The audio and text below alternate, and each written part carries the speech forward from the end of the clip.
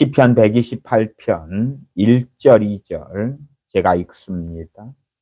여호와를 경외하며 그 도에 행하는 자마다 복이 있도다. 너가 내 손이 수고한 대로 먹을 것이라. 너가 복되고 형통하리로다. 아멘. 시편 128편은 성전에 올라가는 노래입니다. 성전에 올라가는 노래가 시편 120편부터 시편 134편까지 그렇게 이어집니다. 15편이 성전에 올라가는 노래 속에 들어갑니다. 성전에 올라간다. 당시에 성전은 일반적으로 솔로몬 성전을 우리가 기억하고 생각하시면 될 것 같습니다. 그래서 시편 127편 서두에는 성전에 올라가는 노래인데 그 앞에 솔로몬의 시, 곧 성전에 올라가는 노래. 또한 솔로몬 성전만이 아니라 당연히 성전 전에는 성막이 있었습니다. 그래서 성막으로 이해하셔도 당연히 됩니다. 시편 124편 위에 보시면 다윗의 시, 곧 성전에 올라가는 노래. 다윗 때는 성전이 만들어지지 않았습니다. 그렇기 때문에 성전에 올라가는 노래라 이렇게 되어졌을 때는 일반적인 로 생각해 보시면 솔로몬 왕 때 성전을 지은 다음에 그렇게 분류했을 것이다. 이해하실 수 있다 그 말입니다. 그러면 성전 솔로몬 성전에 가서 하나님께 예배하고 경배할 때에 해당되는 그러한 하나님의 복이 많이 나와 있는 시편 120편부터 134편까지의 15편의 시가 되어집니다. 단순하게 우리 식으로 적용할 때에 예배당에 갈 때에 예배 드리러 갈 때에 그때 부르는 노래다 그 말이죠. 그렇기 때문에 예배에는 준비가 필요하구나. 그냥 막무가내로 시간이 됐기 때문에 때가 됐기 때문에 하는 게 아니구나. 그리고 좀 더 자세히 말씀을 드리자면 그 예배에는 주일날 예배를 드린다. 그러면 그 예배는 일주일의 준비의 시간이 필요하구나. 그렇게도 이해하시면 좋다 그 말이에요. 또 수요일, 금요일 기도회다, 예배다. 그럴 때도 그 주간 동안에 수요일 밤 예배다 그러면 월요일도 화요일도 수요일 그날도 예배를 위하여 준비되어지는 시간들이구나. 다시 말하면 내가 하나님 앞에서 어떻게 매일의 삶을 사는가가 예배에서 참으로 하나님께서 기뻐 받으신 예배를 드릴 수 있는가 없는가. 또한 예배는 우리에게 하나님의 놀라운 은혜의 통로가 됩니다. 그래서 하나님의 은혜를 받는 그러한 예배가 될 수 있을지 없을지가 거기에서 좌우된다. 그렇게 말씀을 드리겠습니다. 단지 그냥 육체적으로 극단적 문자주의로 성전에 올라가면서 이 노래를 부르니까 이 노래에 해당되는 말씀이 성취되는 건 결코 아니다 그 말이죠. 육에서 난 것은 육이고 영에서 난 것은 영이다 하는 것을 꼭 기억하시면 좋겠습니다. 제가 정확하게 성전에 올라가는 노래의 15편의 배경의 상식적인 것 설명드리는 것은 시편 128편의 1절부터 6절까지의 본문을 설명하지 않으려고 하는 이야기입니다. 왜냐하면 오늘의 주제는 형통함에 대한 말씀이지 성전에 올라가는 노래에 해당되는 128편 1절부터 6절까지의 주해 해석에 대한 부분이 아니기 때문에 그 부분을 생략하려고 개괄적인 이야기를 하고 있습니다.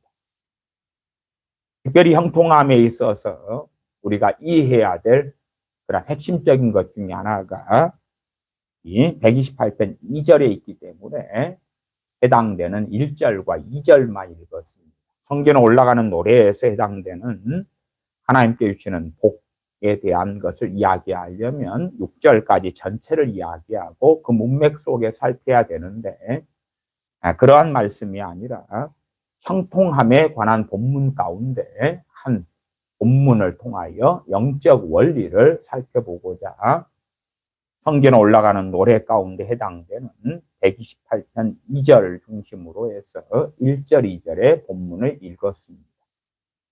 그래서 오늘은 성경에 올라가는 노래라는 주제 가운데 말씀에 대한 해석과 주의를 하지 않는다. 그래서 개괄적인 이야기를 드리면서 본문을 살펴보는 것입니다. 128편 2절을 보겠습니다. 너가 내 손이 수고한 대로 먹을 것이라. 너가 복되고 형통하리로다. 제가 형통함에 대하여 말씀을 드리면서 형통함에는 한계가 있다, 제한이 있다. 그런 말씀을 드린 적이 있습니다. 그에 대해서 이해를 잘 하시면 좋겠습니다. 너가 누가 수고한 대로요? 남이 수고한 대로 아닙니다. 참 많은 사람들은 이 형통함이 있어서 예외적으로 갑자기 그냥 뜬금없이 고모님께서 자식이 없이 무죄하게 형제 없이 돌아가셔서 그래서 조카인 내게 유산 상속이 주어질 수도 있어요. 그렇잖아요. 그럼 내가 수고하지 않은 것을 거두게 될 수도 있어요. 그러나 그러한 일은 예외입니다. 예외. 인간사의 예외지 일상적이고 일반적으로 하나님께서 주시는 복이 아니다. 그 말이에요. 하나님께서 주시는 복은 너가 내 손이 수고한 대로 먹을 것이라. 거기에서의 형통입니다. 거기에서 형통이에요. 그렇기 때문에 제가 재능 이야기를 최근에는 종종 설교하는 가운데 말씀을 드려오고 있습니다. 재능 이야기. 우리 각자에는 어쨌든 간에 재능의 한계를 가지고 있습니다. 어떤 사람은 상당히 탁월한 재능을 부모로부터 물려받고요. 조상으로부터 물려받고요. 어떤 사람은 그렇지 않습니다. 유감스럽지만 우리 믿는 사람들 가운데 상당히 많은 천덕꾸러기들, 어떤 천덕꾸러기입니까? 세상에서의 천덕꾸러기입니다. 세상에서 무능한 자, 재능이 없는 자, 가문이 좋지 않으니, 문벌이 좋지 않으니. 일반적으로 재능이 많으면, 그리고 그 재능이 대대로 축적이 되면 재산도 축적이 되고 명예도 축적이 되고 그래서 가문과 문벌을 만들 수가 있겠지요. 그러나 가난한 사람들이 대를 잇는다 해서 특별한 예외를 빼놓고는 그냥 그 가난이 대물림되는 것이 일반적입니다. 그리고 참으로 놀랍게도 주님의 복된 복음에서는 전능하신 아버지께서 주 예수 그리스도의 복음을 통하여 가난한 자를 부르셔서 믿음에 부욕케 하시기를 기뻐하셨습니다. 그렇기 때문에 참으로 극단적 소수를 제외하고는 이 삶 속에서 상대적으로 다수의 크리스천들은 가난하고 천덕꾸러기고 재능이 없고 어리석은 사람들이 많다는 것입니다. 거기에서 우리 상당한 믿는 사람들이 오해하고 착각하고 어리석어지면 야, 나는 재능이 하나 있는데. 자, 우리 믿는 사람들은 재능이 별로 없는 사람이 대다수입니다. 자, 우리가 재능이 하나 있다고 합시다. 하나 있는데. 저 안 믿는 저 사람은 재능이 이제 100이 만점이라고 합시다. 저 안 믿는 사람은 재능이 80. 나는 거기에 1밖에 없어요. 1.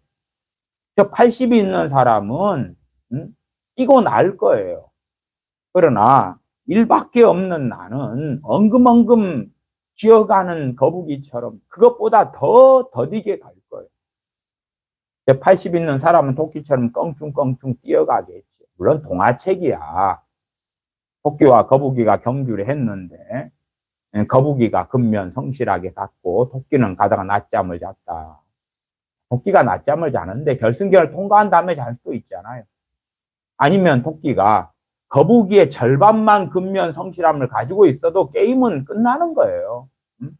그러니까 토끼가 자기를 기다려봐야 정말 잘까? 그렇지 않을 거예요. 우리는 또한 거북이라 해서 근면 성실한 건 아닙니다. 동화책에 나오는 건 거북이가 계속 끊임없이 엉금 기어갔지만 거북이도 잘 수가 있는 거예요. 이제 상당한 크리스천들은 그래도 세상적인 사람들의 평균 이하입니다. 전체 크리스천들의 평균을 내면 오늘도 전서 말씀 등에 따라서 절반 이하예요. 절반 이하. 그냥 중산층 평균을 내면 중산층이 안 나올 거라 그 말이에요. 이거 돼야 중산층과 그 다음에 가난한 사람 그 사이 정도나 되겠지.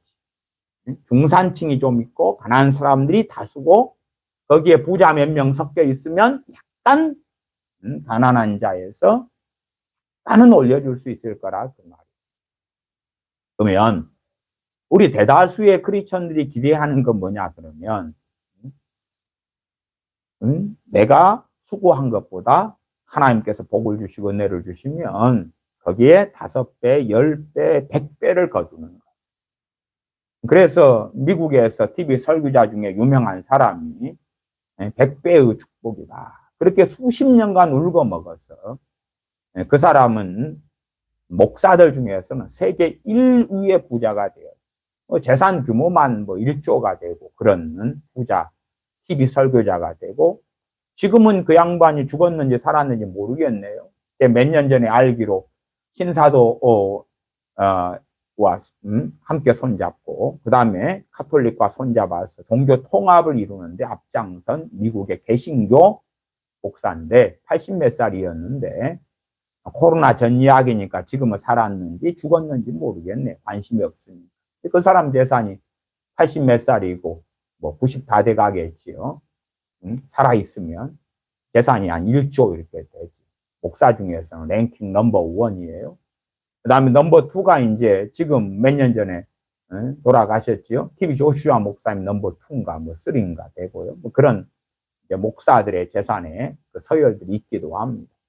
어쨌든 그 사람은 어마어마한 TV 설교자로서 어마어마한 헌금을 긁어 모았는데 그 핵심 메시지가 100배의 축복이에요. 100배의 축복. 100배의 축복을 받아. 너 재산이 지금 1억이 있느냐? 100억이 될 것이다. 너 재산이 10억이 있느냐? 1000억이 될 것이다. 너가 헌금을 1000만 원을 바치느냐? 그러면 10억으로 돌아올 것이다. 그거지요. 그러니까 미국 사람들의 마음에 불같은 것을 일으켰어요. 그러면 너도 나도 100배의 축복을 받으려고 헌금을 바쳐가지고 그 미국의 TV 설교자 아무개 씨가 1조까지 모았던 것이지요. 그렇게 이 미국의 크리스천들이 기복주의에 사로잡혀 있고 그래서 준비가 된 거예요. 신사도를 영접할 준비가. 대한민국의 대부분의 우리 개신교인들도 부흥사 등을 통한 기복주의에 사로잡혀 있어가지고 신사도 운동을 영접할 준비를 해서 신사도 운동의 강력한 영향력 속에 들고야 말았지. 준비가 된 거예요. 그래서 시편 128편 2절 같은 말씀은 정말 싫어하는 말씀이 될 거예요. 왜? 너가 내 손이 수고한 대로 먹을 것이라. 그게 한계 울타리예요. 그러면서 너가 복되고 형통하리로다 라고 말씀합니다. 그러나 우리는 우리가 손으로 수고하지 않은 것을 먹기를 원해요.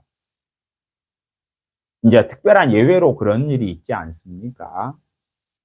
이 출애굽한 다음에 이스라엘 백성이 가나안 땅에 들어갈 때에 수고하지 않는 것을 주셨어요. 수고하지 않은 포도원에, 농장에, 땅에, 곡식에. 그런 말씀들을 앞세우지만 그것은 그 특별한 출애굽한 다음에 가나안 땅에 들어가는 이스라엘 백성들에 대한 직접적인 말씀이었어요. 수고하지 않은 걸 먹게 될 것이라.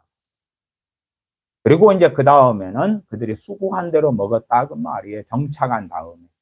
가나안 땅에 정착한 다음에. 물론 가나안 땅에 정착하는 과정에서도 그들은 무수한 전쟁을 수행했어요. 끊임없는 전쟁을. 여호수아 때도 그렇고 사사 시대에도 그렇고 계속 전쟁을 수행했다는 것을 아실 거다 그 말. 아시다시피 다윗 왕 때도 끊임없는 전쟁을 수행했다는 것을 아실 거예요. 전쟁을 통하여 하나님께서 약속하신 땅들을 얻어갔지요. 그러면 수고하지 않은 것을 먹는다는 것은 참 간단한 이야기는 아니었습니다. 그리고 보편적인 영적인 진리나 원리가 되는 것은 전혀 아닙니다. 물론 가장 복되신 주님의 구원의 복음, 또한 구원의 역사, 대속의 역사하심은 우리가 수고한 것과는 아무 상관이 없습니다. 그래서 어떠한 부분의 본문에서 이사야 등에서 우리가 수고하지 않은 것을 누리고 먹게 될 것이다 하는 것을 자세히 보면 그것은 세상의 부귀영화를 이야기함이 아니라 우리 주 예수 그리스도의 복음의 역사, 구원의 역사, 대속의 그 은혜를 가리키는 그러한 것이라는 것을 문맥을 살펴보시면 또한 충분히 이해할 수가 있을 것입니다. 그러나 우리 어리석은 사람들은 하나님께서 형통케 하신다. 혹은 이제 이 시편 128편에 복을 주신다. 복을 주신다. 128편 5절로 가면 여호와께서 시온에서 내게 복을 주실지어다. 너는 평생의 예루살렘의 복을 보며 내 자식의 자식을 볼지어다. 축복의 선언이죠. 복을 주신다. 물론 이것은 성경에 올라가는 노래고 해당되는 사람이 이스라엘입니다.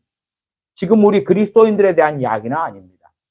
그 다음에 우리 그리스도인들로 적용시키려면 충분히 바르게 해석해서 징검다리를 거쳐서 적용을 해야지 옳은 게 될 수 있고 그렇지 않고 막무가내로 들이붙이면 잘못된 것이 되는 것입니다.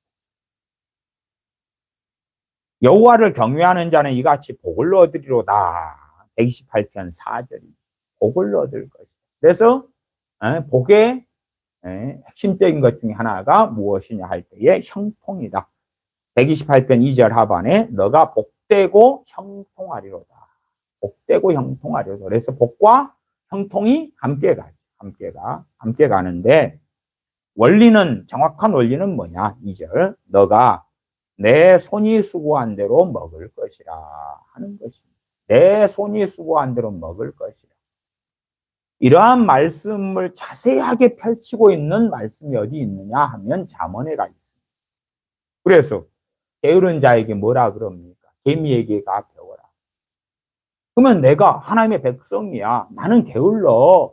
그런데 하나님이 복마 주시면 나는 게을러도 아무 일 안 해도 돈이 막 들어올 거야. 그냥 나는 게으르고 나태하게 살아도 땅이 생기고 아파트가 생기고 돈벼락이 떨어지고 로또 복권을 사면 로또가 당첨되고 그렇게 될 거야. 말이 안 되는 것이죠. 보증에 대한 이야기도 그렇지 않습니까?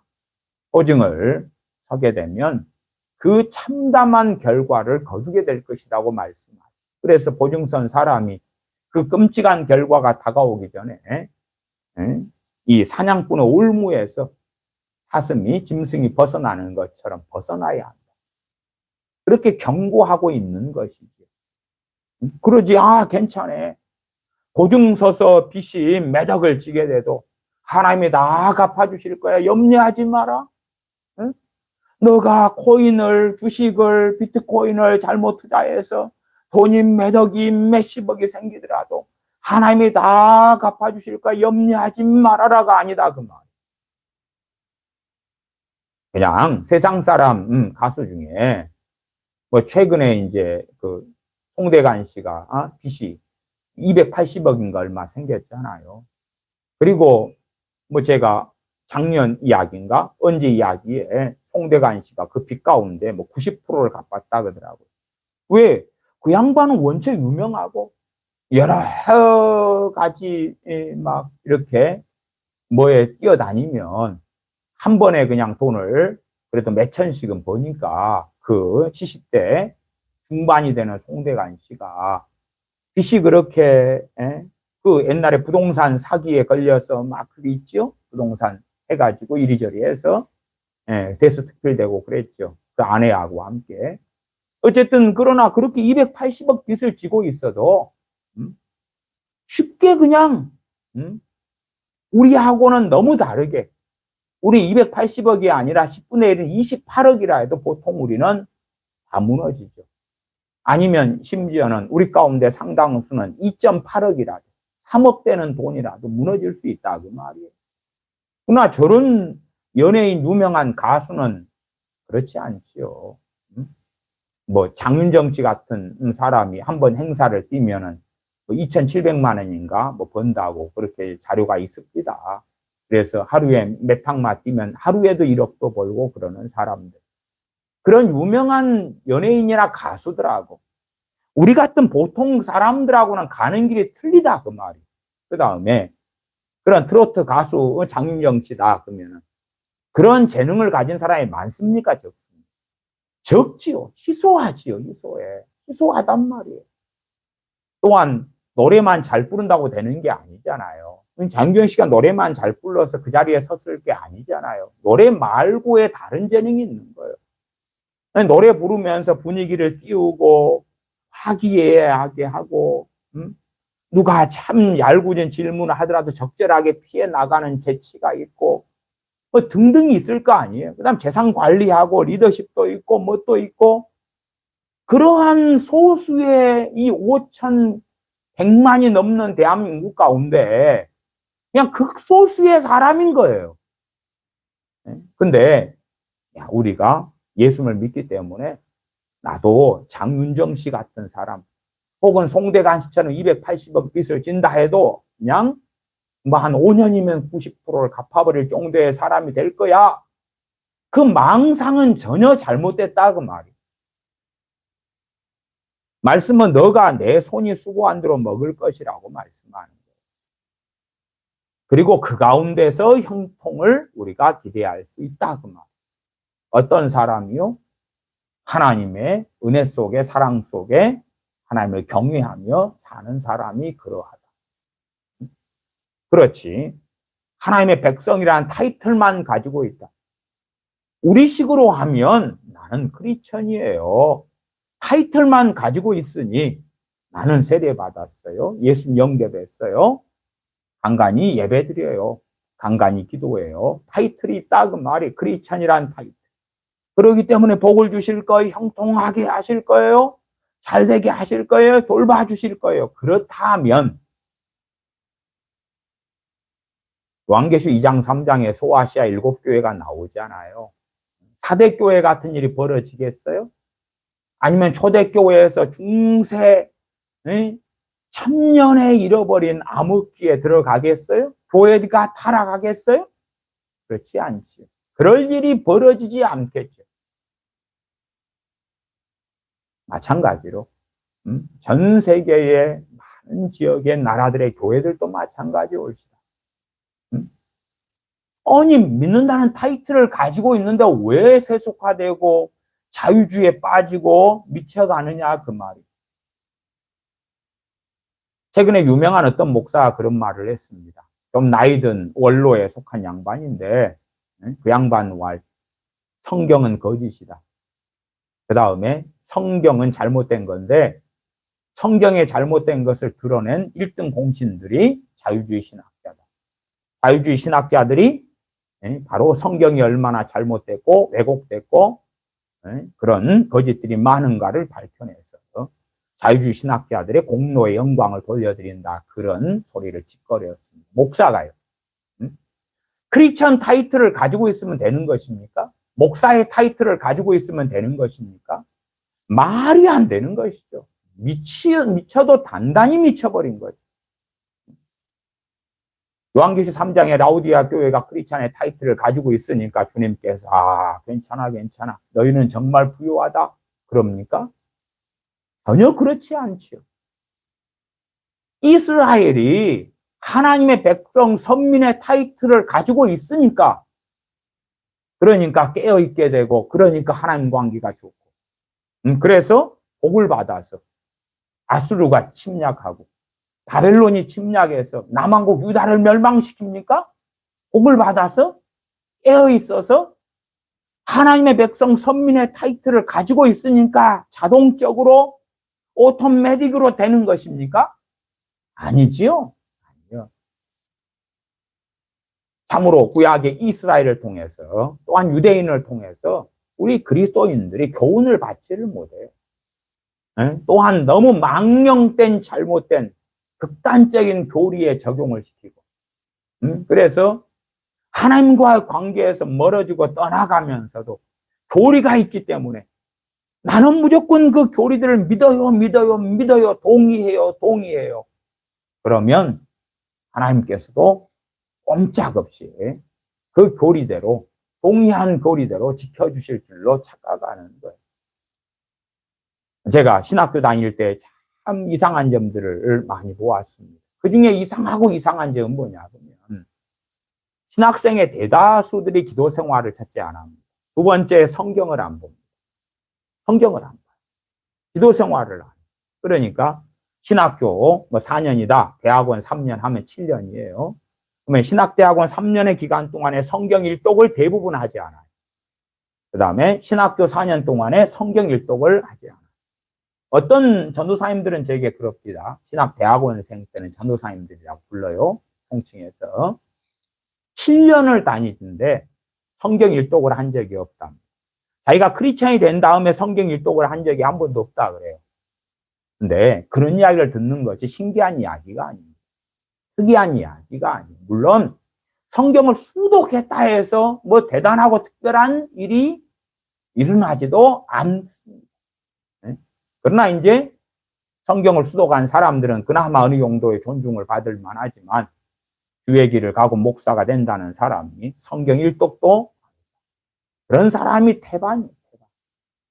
근데 문제는 뭐냐 그러면 신학책을 읽고 신학 강의를 들으면서 교리 공부를 한다는 것이에요. 그 다음에 교리의 공부를 하면서 그래 마음에 들어 이 교리들이 동의해. 너무 좋은 거예요. 하나님의 예정, 선택 너무 좋아. 하나님이 태초에 나를 예정했다고 끝까지 나는 구원을 영원토록 구원을 상실하지 않고 받게 된다고 그런 고리를 딱 붙잡고 너무 좋은 거라. 그래서 신학책을 읽으면서 강의를 들으면서 좋은 고리들이 있으면 체크 동의 거기에 시험 문제가 나오면 써주는 거죠. 외워서. 그리고 너무 태평한 거. 아무렇지도 않은 거. 왜? 나는 그 교리를 믿고 있거든. 동의하고 있거든. 그래 상당한 사람들의 믿음이라는 것은 지적인 동의예요. 동의하는 거예요. 그래 내가 A라는 신학책 읽어보니까 참 좋더라. 응? 여기에 동의해. 난 B라는 신학책을 또 읽어봤더니 와 좋아. 위로가 되고 힘이 되고 소망이 되더라. 난 거기에 동의해. 그렇기 때문에 정말로 평안하게 인생을 다 살 수 있겠어.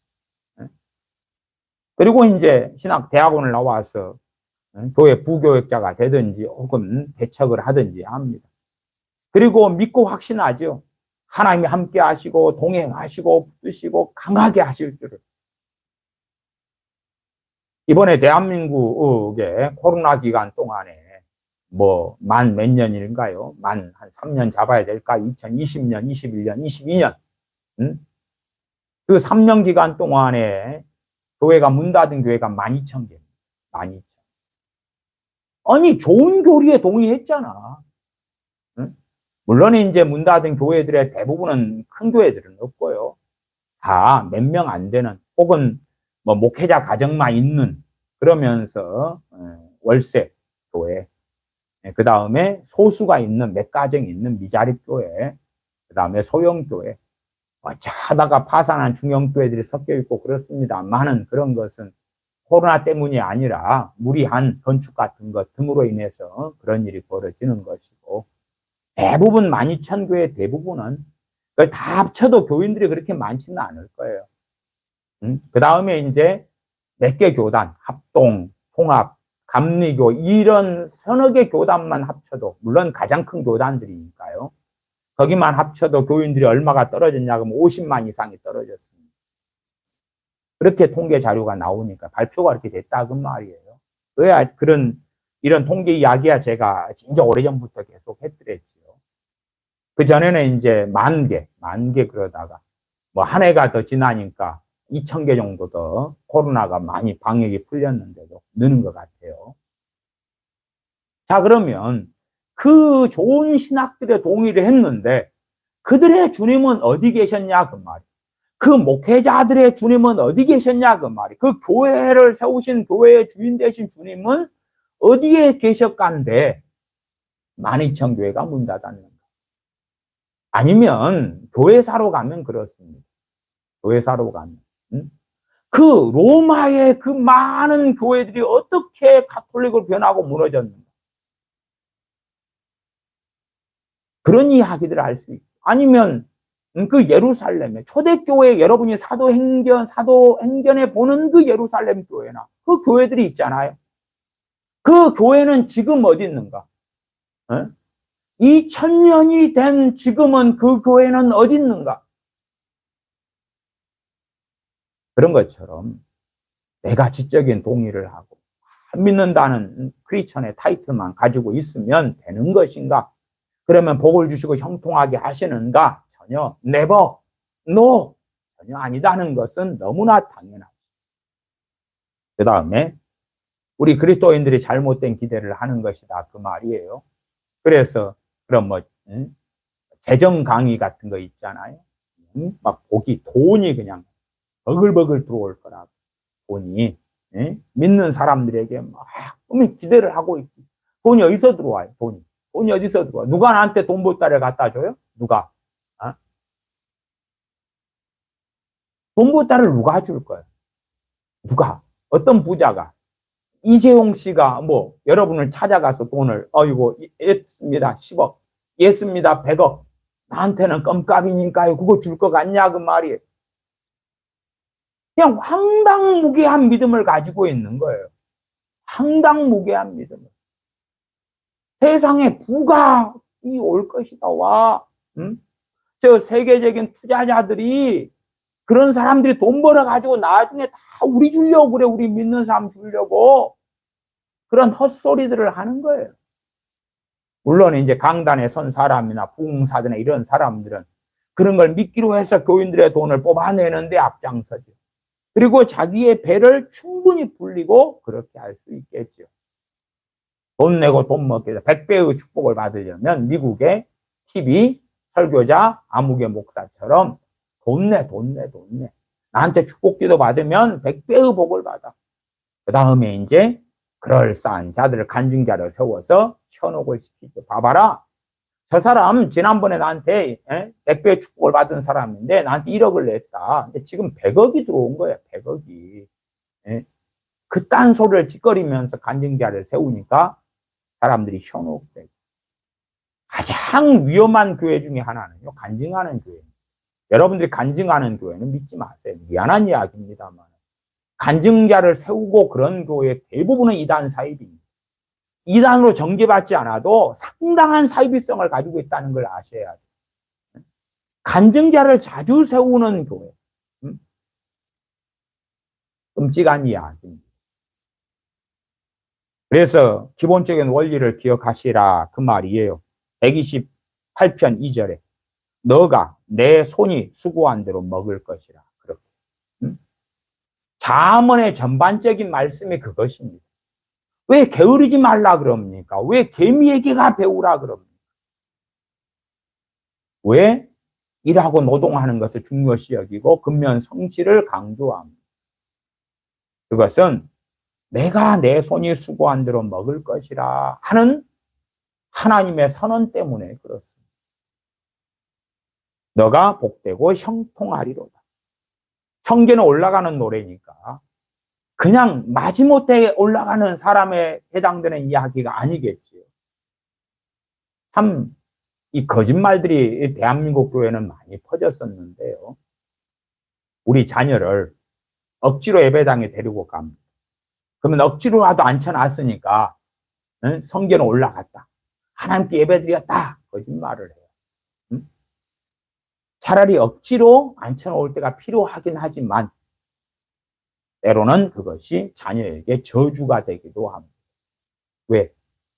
그 예배당에 앉아 있어서 억지로 앉아 있지만 마지못해 그 자리에 참여했지만 그러나 거기에서 하나님께 기도도 해보고 말씀도 자세히 들어보고 그렇다면 복이 되겠지만 자기가 이해되지 않는 말씀을 자기 마음대로 생각하고 판단하고 하나님의 말씀을 자기 마음대로 생각하여 하나님을 판단하는 그 악한 죄 가운데 자녀들이 쉽게 들어간다. 그 말. 쉽게 들어가요. 그 다음에 강단에서 청소년들을 현혹시키는 그러한 거짓된 가르침들은 너무 많이 퍼지는 것입니다. 그래서 어릴 때부터 자녀들로 하여금 함께 예배드리게 할 때도 하나님을 경외하는 것을, 하나님에 대한 바른 마음과 자세를 정말 중요시 가르쳐야 되는 거예요. 더군다나 부모 말도 안 듣는 자녀들이 지극끼리 모여가지고 그래가지고 예배를 드린다? 웃기는 소리지. 부모가 있어도 예배 시간에 졸고 자고 심지어 핸드폰을 가지고 카톡이나 하고 게임이나 하고 하는 주제에 도대체 부모가 없이 지극끼리 모여서 드리는 예배는 얼마나 끔찍할까? 그 끔찍한 세계 속에 한국교회가 상당히 들어가 있는 거예요. 제가 그래서 중고등부 예배 같은데 얼마나 심각한 문제점이 있고 중고등부 예배나 주일학교 예배가 어떻게 생겼는가 지금하고는 어떻게 달라서 전통 인습이 되었는가 하는 이야기도 드렸더랬습니다. 자녀들과 함께 예배드리면서 그러면서 바른 신앙의 모델이 되고 본이 되어줘야 되겠죠. 자녀들이 예배당만 나가면 된다. 성전에 올라가는 노래 그냥 참여만 하면 돼. 기도하는 신용만 하면 돼. 하나님 받아주실 거야. 하나님을 얼마나 멸시하고 조롱하는 이야기입니다. 정말 진심으로 하나님을 찾지 않는 사람들의 기도와 간구를 하나님이 들으십니까? 안 들으십니다. 마음에 하나님 두기를 싫어하는 사람들에게 어떠한 일이 벌어지는가를 로마서 1장을 통하여 그 무수한 죄의 목록과 리스트가 나와 있습니다. 마음에 하나님 두기를 싫어하니까 하나님도 그들을 내버려 두셔서 그 죄악 가운데 살게 하신다고 선언되어졌지요. 그러나 아닐 거야. 내 자식은 아닐 거야. 내 자식은 마음에 하나님 두기를 싫어하지만 그러나 예배당에 앉아 있으니까 만나 주실 거야. 변화시켜 주실 거야 하는 망상을 하는 거예요. 예, 하나님 말씀을 멸시하기 때문에 그러는 것이. 진실로 성전에 올라가는 노래는 하나님을 경외하는 사람, 하나님을 기뻐하기 때문에 예배 드리는 사람이 그들에게 해당되는 복이다. 그들에게 해당되는 복에 대한 시들이고 그들의 노래고 그들의 찬양. 이 120편부터 134편까지 15편이 그러한 거예요. 그러니까 이 15편의 좋은 내용을 끄집어내다 놓고 배경인 성전에 올라가는 노래를 제거한 다음에 봐봐라. 당신들은 유대인이니까 크리스천이고 이스라엘이니까 이러한 복을 받게 되는 거야. 성경에 이렇게 선언되어 있어 한다면 거짓말쟁이다. 다시 128편 2절에 너가 내 손이 수고한 대로 먹을 것이라. 너 손이 수고한 것에 갑절을 받을 거야. 갑절의 축복. 60배의 축복. 지금 씨 뿌리는 비유에서 100배, 6배, 30배의 결실은 그 씨는 말씀이잖아요. 말씀. 돈이 아니란 말이에요. 돈이 아니요. 돈이 아니고 사람 마음에 떨어진 말씀이에요. 말씀. 그 다음에 말씀에 순종하는 사람에게 말씀으로 인하여 100배, 60배, 30배가 결실을 한다는 이야기예요. 돈 번다는 이야기가 아니올시다. 말씀에 순종했더니 땅이 뭐 생겼어. 땅 이야기가 아니잖아요. 그게 집 이야기, 차 이야기가 아니잖아요. 나 그것을 돈 이야기로 바꾸는 악한 자들이 있다. 악한 자들. 좋은 상식적으로 그렇잖아요. 우리가 씨를 뿌리면 좋은 땅에 뿌리면 100배의 결실을 할 수 있지요. 60배, 30배의 결실을 할 수 있잖아요. 고추 모종을 하나 이렇게 하면은 거기에서 고추가 뭐 수십 개 이상 주렁주렁 맺히잖아요. 그러니까 그건 일상적이고 상식적인 거다 그 말이에요. 하나님 말씀을 좋은 마음으로 받고 그 다음에 순종하는 사람들에게는 하나님과의 관계와 하나님과의 동행하는 삶 속에서 풍성한 열매를 거둔다는 것은 명확한 진리입니다. 그러나 그것을 돈으로 바꿔버리면 그건 참으로 어리석고 어리석다. 다시 2절. 너가 내 손이 수고한 대로 먹을 것이라. 너가 복되고 형통하리로다. 복되고 형통한 것이 어느 울타리 안에서 그렇습니까? 내 손이 수고한 대로 먹는 울타리 안에서 그렇다고 말이에요. 하나님을 경외하는 사람, 하나님을 기뻐하는 사람, 하나님을 즐거워하는 사람, 하나님을 사랑하는 사람. 그 사람들은 손이 수고한 대로 먹게 될 것이다. 그렇지 않은 사람들은 손이 수고해도 열매를 못 거두는 거예요. 지금 이것도 어느 한계 안에 이해하셔야 되냐 그러면 우리가 믿는 사람인데 하나님의 자녀인데 이렇게 이해하셔야 돼요. 지난 시간에 주제가 뭐였습니까? 악인의 형통이었습니다. 악인의 형통이었습니다. 그러니까 악인은 수고한 것보다 더 거둔다 그래요. 물론 모든 악인은 아니에요. 어떤 악인들은 원하는 것보다 더 많이 얻고 더 많이 거둘 수 있다고 말이에요. 그러나 우리 하나님의 자녀들은 내가 하나님으로부터 멀어지면 내가 손이 수고했는데 그래서 명확하게 100이라는 것을 거둬야지 정상인데 30밖에 못 거두는 거예요. 내가 손이 부지런히 수고했는데 그래서 기준을 이해하셔야 돼요. 하나님 백성이 악이구나. 악인. 뭐 믿는 자 안에 있는 교회 안에 악인들, 이스라엘 안에 악인들 이야기가 아니고 그래도 하나님을 바르게 섬기려고 하는, 믿으려고 하는 그러나 신앙에는 우여곡절이 얼마나 많습니까? 그런 믿는 자들 가운데서 그래서 말씀대로 내가 살아가려고 하는데 그런 사람들 가운데서 진실로 하나님을 기뻐하고 사랑하는 사람 그런 사람들은 손이 수고한 대로 먹을 수 있을 것이다. 그 말. 그런 부분에 손이 수고한 것 안에서 복되게 하시고 형통하게 하신다. 그 말. 그렇지? 염려하지 말아라. 너가 수고하지 않아도 남이 수고해가지고 너한테 다 주게 될 것이다. 그러면 게으른 자여 개미에게가 배워라. 개미가 여름에 양식을 모아서 겨울에 그 양식을 사용하고 그러한 이야기들 게으른 자에 대한 잠언의 여러 말씀들이 있겠어요 없겠어요? 없겠지.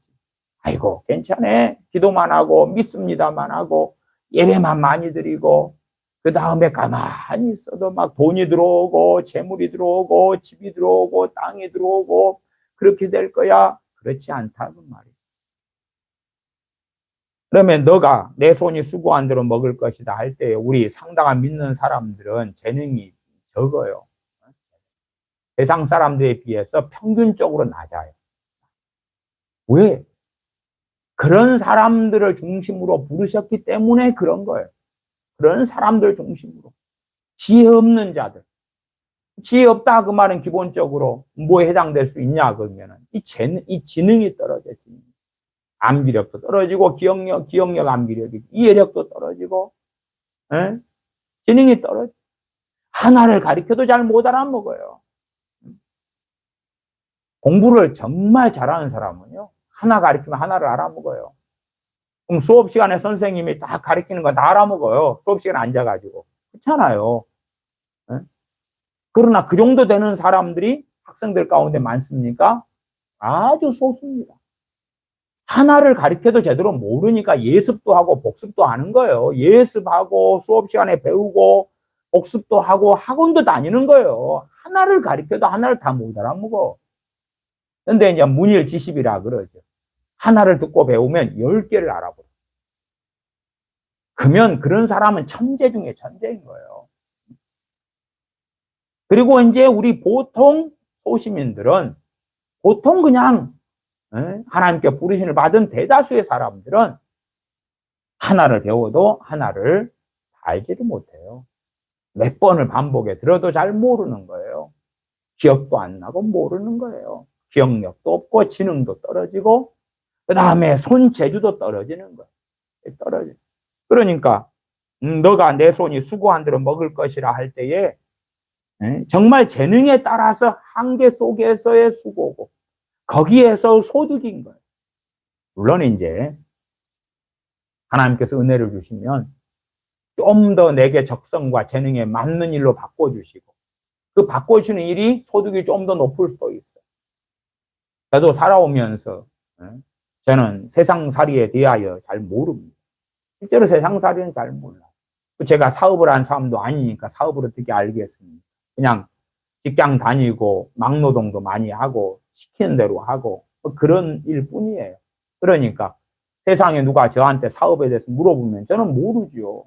그 분야의 컨설턴트나 전문가들이 사업을 잘하는 사람들이 그걸 잘하지. 신앙하고는 상관이 별로 없으니까. 그러면 이제 그래도 이제 몇 경우 예외는 있었어요.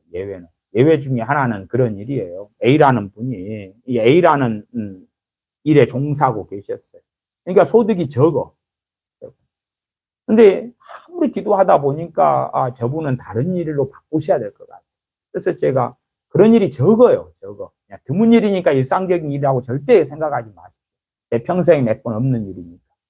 근데 기도하다 보니까 이분 이 일이 아니라 이쪽으로 일을 옮기셔야 될 것 같아요. 이쪽으로 옮기셔야 될 것 같아요. 한번 고민해 보시고 생각해 보세요. 그러니까 감사하게 이제 그 몇 분의 경우는 일을 바꾸셨어요. 바꾸신 다음에 이제 소득이 2배도 3배도 이렇게 많아지시고 5배도 많아지시고 그러셨어요. 그것은 그 자기 재능의 한계 속에 물론 뭐 재능을 손재주는 그런 분들이 저보다도 많으시니까 그러나 이제 일을 잘못 선택해 가지고 그런 경우도 있더라 그 말이에요. 이게 인생살이는 그렇게 간단하고 쉽지는 않으니까 또 우리가 장사하고 사업하는 업종도 자기 적성이나 재능에 좀 더 맞는 업종과 일이 있다 그 말이에요. 그런 부분은 있어요. 근데 그것은 자기의 적성이나 재능을 제대로 못 찾아서 이제 실패하는 경우도 있다 그 말이에요.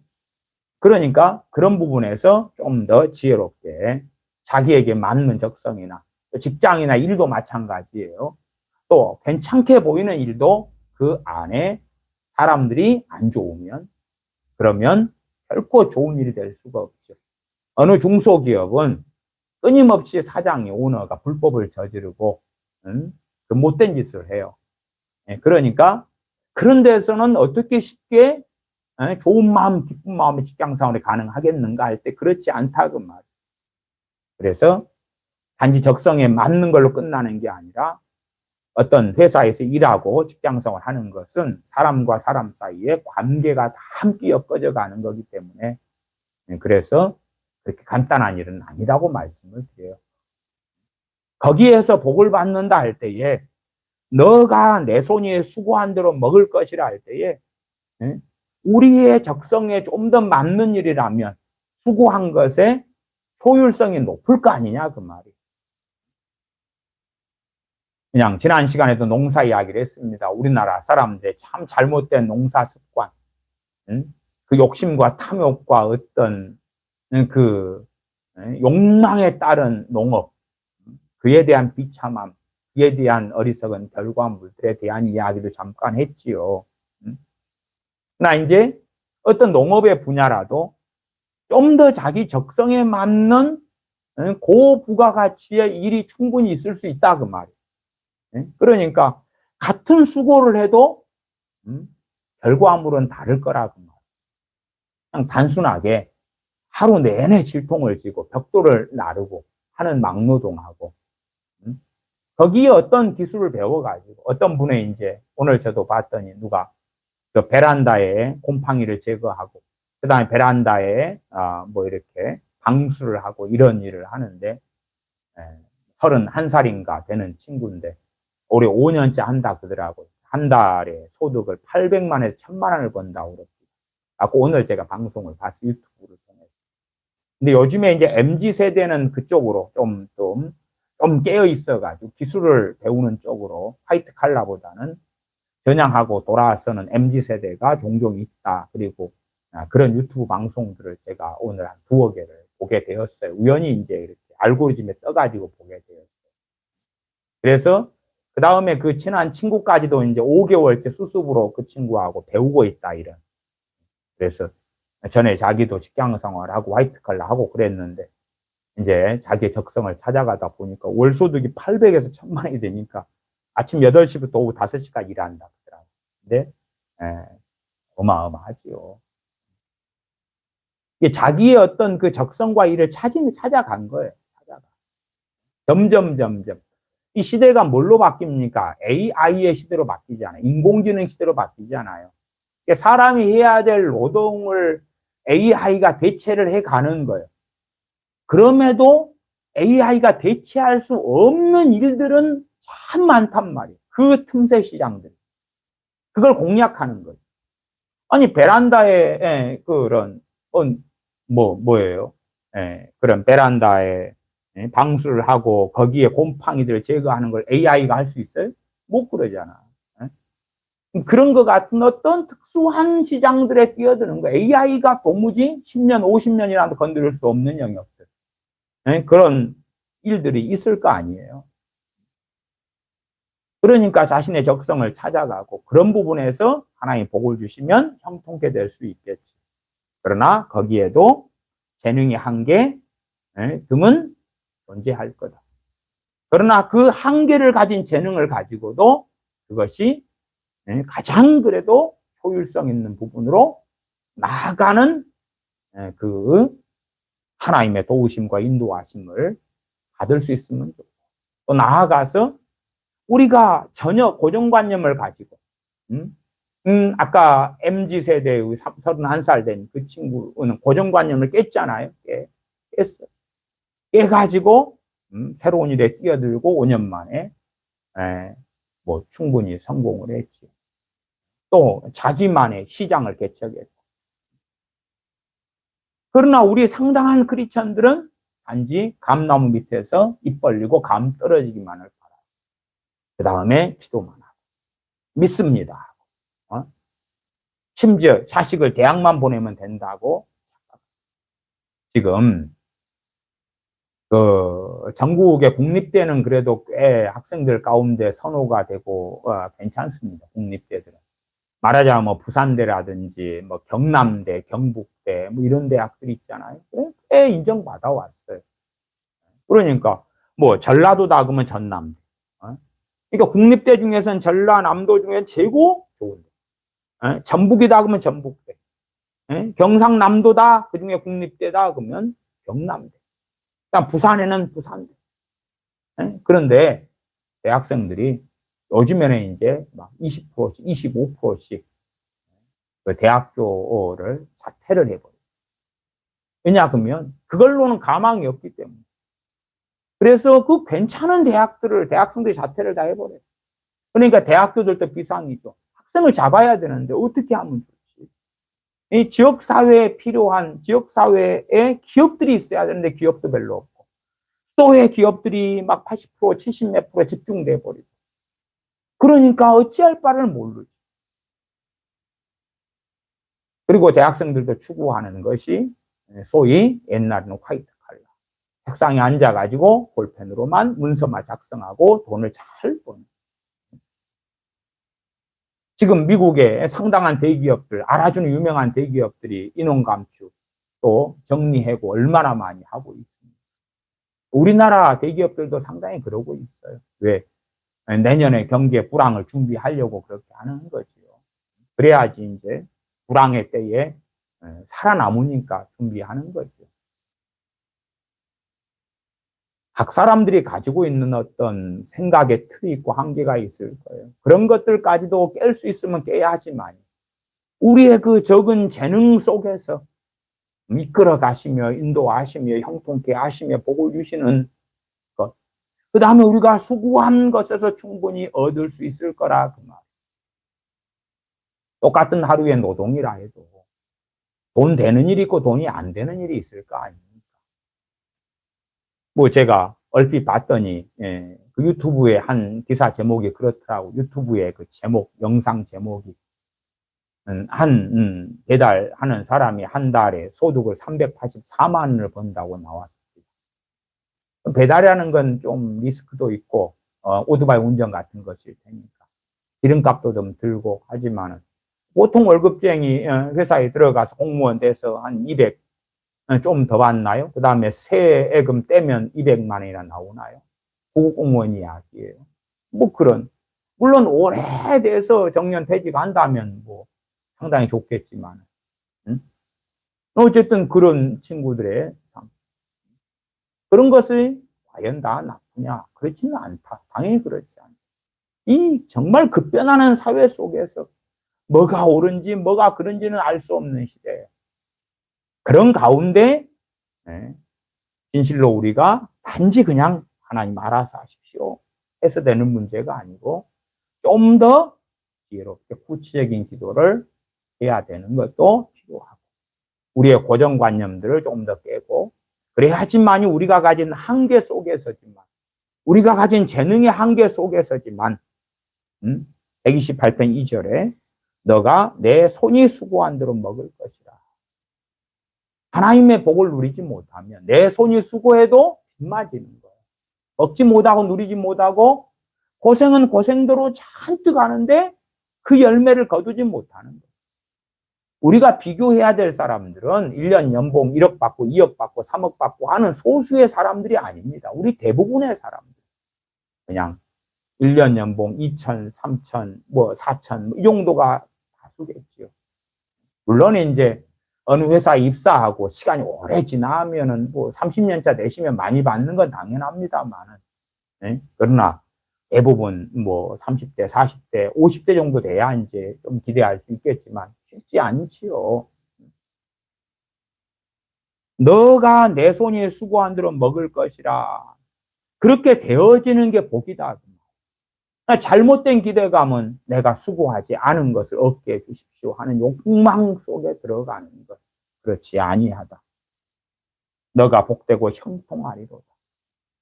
그래서 이 성경시대 때 기본적인 배경은 무엇이었냐고 하면 농경사회였어요. 농경사회 속에. 물론 지금 시대는 뭐 대한민국의 제조업이 31%입니다. 중국은 더 많죠. 중국이 한 32%가 되나요? 여기 인도가 제조업이 한 15%? 대한민국이 한 절반이 좀 안 되니까 인도가 그렇게 직장이나 일거리가 좋지는 않습니다. 제조업이 근간이기 때문에 제조업이 더 많아야 되겠죠. 어쨌든 그러한 세상의 세태가 바뀌어갔지만 그러나 원리는 동일할 것이다 이해하시면 좋겠습니다. 그래서 그 농사 짓는 사람들이 무한대로 거두는 것이니까 수고한 대로.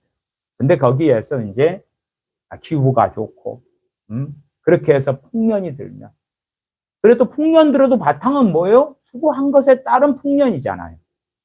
안 뿌린 것에서 나가지고 풍년이 나는 게 아니고 뿌린 것에서 예외적으로 안식년 등의 예외가 존재하고 희년 등의 예외가 존재했습니다만은 일반적인 해들은 그렇지 않았다 그 말이에요.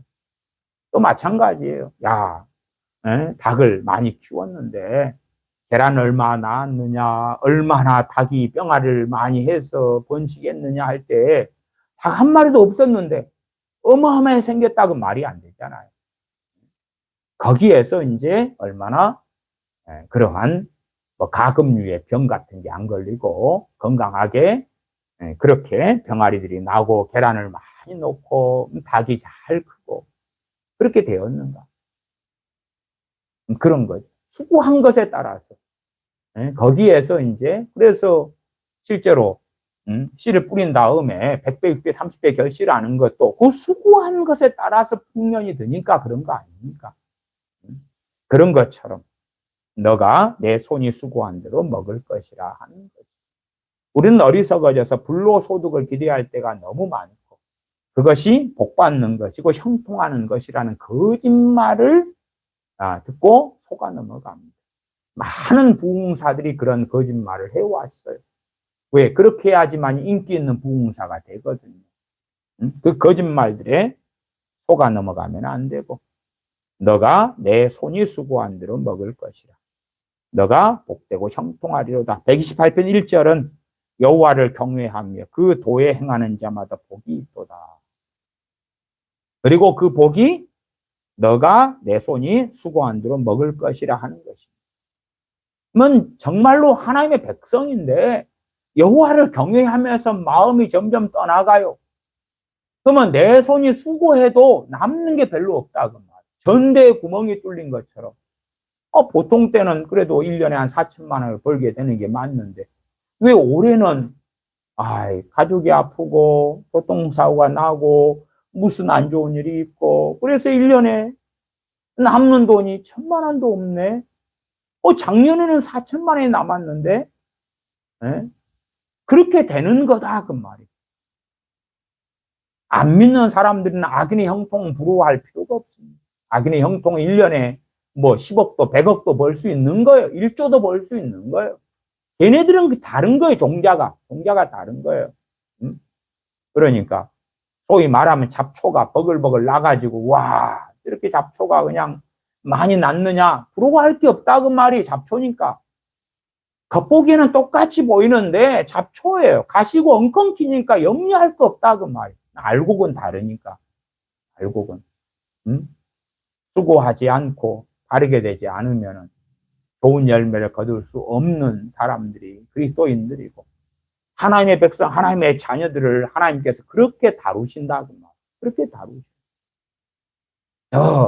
하나님을 섬기지 않는 사람들이나 교회 안에 악인들은 온갖 못된 짓을 해도 돈을 100억도 벌고 1,000억도 벌게 하는 형통함이 있지만 그러나 우리가 주님을 사랑하고 주님 안에 거하다가 그렇지 않을 때에 그럴 때에 참 삶이 팍팍하고 어렵고 가진 것도 없고 천덕꾸러기가 되고 그렇게 하신다 그 말이에요. 왜? 주님 앞에 바르게 서도록 여호와를 경외하며 그 도에 행하도록 그렇게 살아가는 것이 가장 귀하기 때문에 우리는 이러한 형통에 대한 부분이나 하나님 주는 복에 대한 부분은 다른 사람들을 판단하면 안 됩니다. 그 부분은 단지 우리 자신을 살펴보아야 되는 말씀이에요. 왜? 다른 사람들이 욥의 때처럼 고난의 때에 있는지도 모르고 때로는 또 연단의 과정 속에 있는지도 모르고 우리보다 다 영적으로 건강하고 깨어있는데도 우리보다 더 천덕꾸러기 같은 때를 보낼 수도 있다는 것을 기억하셔야 돼요.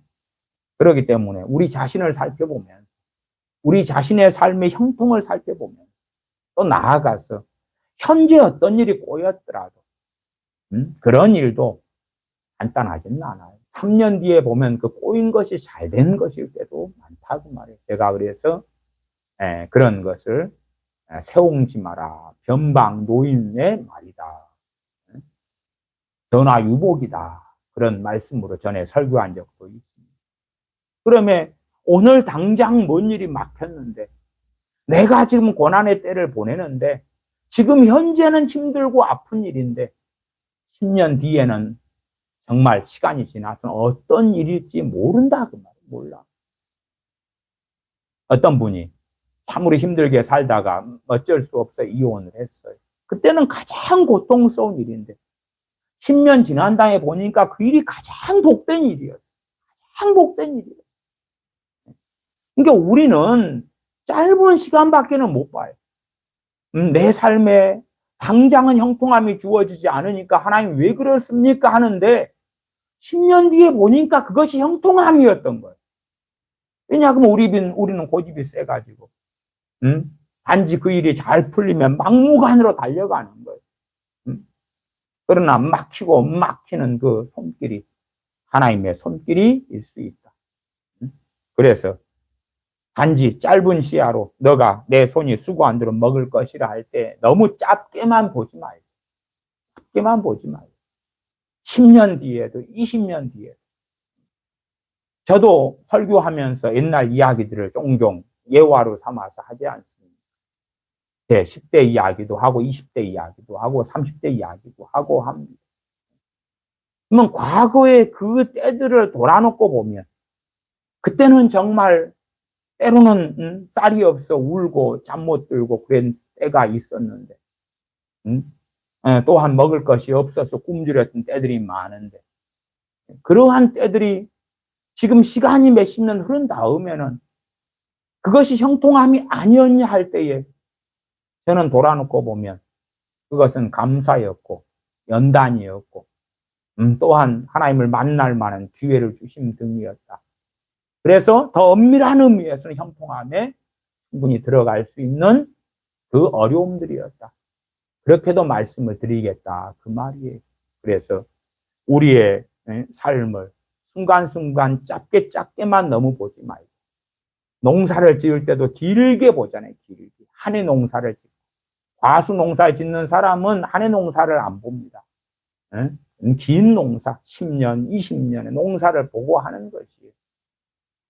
그런 것처럼 우리의 삶에도 때때로 이제 어떨 때는 이것이 내가 형통하지 못하는 거구나 하고 깨닫게 될 때가 있어요. 그때는 또 다시 왜 형통케 되지 못했는지, 내가 주님을 앞세우지 못한 것이 무엇인지, 내가 돌이킬 것이 무엇인지. 이 잠언 28장 13절 말씀에 따르면 잠언 28장 13절 잠언 28장 13절 제가 읽습니다. 자기의 죄를 숨기는 자는 형통치 못하나 죄를 자복하고 버리는 자는 불쌍히 여김을 받으리라. 자기의 죄를 숨기는 자는 형통치 못하다. 내가 어떤 죄 때문에 형통치 못하게 되었나. 죄를 자복하고 버리는 자는 불쌍히 여김을 받으리라. 야, 불쌍히 여김을 받게 해주시구나.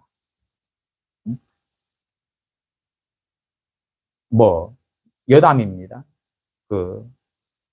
며칠 전에 정광훈 씨가 하나님에 대한 경배와 예배가 시부리어로 야하다라 그러는데, 그것은 섹스하다. 여기 자복하다. 13절에 죄를 자복하고 버리는 자는 불쌍힘을 받으리라. 그 자복하는 것이 야하다. 야하다. 자복하다. 그럼 이것이 죄를 인정하고 고백하고 죄를 던져버리는 것. 이것을 야하다라고 여기서는 또. 하나님을 내가 남자를 알지 못하니이다 할 때 알다는 아다, 야하다. 그건 또 히브리어마다 틀려요. 그러니까 막 시부려 가지고 뭐라고 장난질 치고 그냥 돈 주고 성경 렉시콘 하나 사세요. 그 앱으로 한 2만 원 주면은 사요. 그냥 갖고 좀 히브리어 사전 가지고 좀 보셔요. 그냥 쓸데없는 말 듣고 이상한 미친 소리 해서, 이 목사들아 너희는 하나님과 섹스하는 기쁨을 하나님과 섹스하는 오르가즘을 어쨌냐? 그 쓰레기 같은, 그냥 쓰레기 같은 놈들이 목사라고 그냥 한기총 회장도 해쳐먹고, 저주받은 한국 교회예요. 응? 썩어빠져.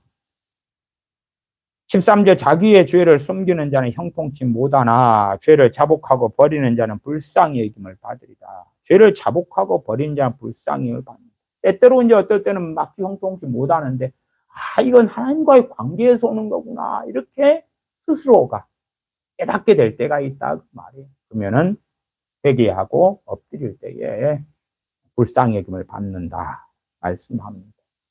형통함이, 복주심이 우리 한계를 따라서 이루어지는 것을 기억하셔야 돼요. 또한 그 한계도 똑같은 한계긴 한데, 사업 업종이 바뀌고 또 직업이 바뀌고 직장이 바뀌면 또 버는 소득은 얼마든지 바뀔 수도 있다는 것도 기억하셔야 돼요. 그러나 그 얼마든지라는 것이 내가 그냥 한 월에 400 버는 사람이 월에 1000만을 번다, 그까지는 너무 과도한 기대가 되시고요.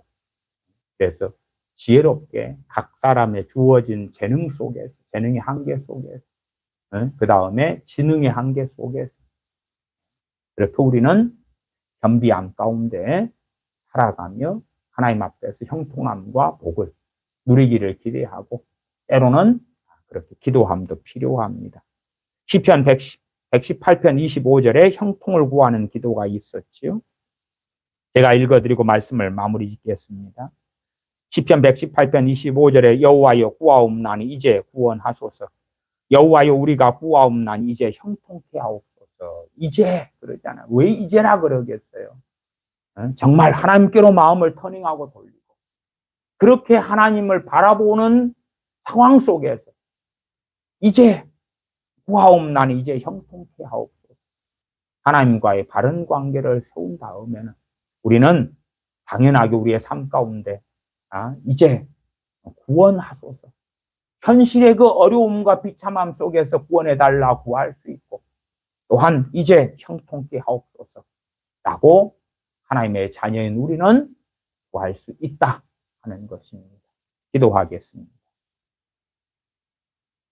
형통함의 한계 또한 진실로 하나님께서 복을 주시고 형통케 하실 때에 우리의 손에 수고한 대로 복을 주시고 잘되게 하시는 것을 우리가 말씀을 통해 살펴봅니다.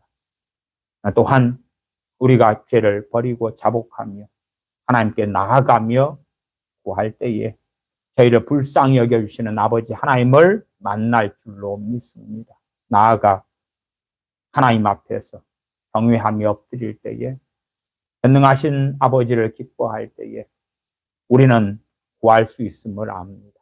이제 우리를 구원하시고 이제 우리를 형통하게 하옵소서 구할 수 있음에 그렇게 저희가 하나님과의 바른 관계 가운데 전능하신 아버지를 기뻐한 가운데 구할 때에 저희를 복 주시며 형통케 하여 주시옵소서. 우리 주 예수님의 이름으로 기도하옵나이다. 아멘.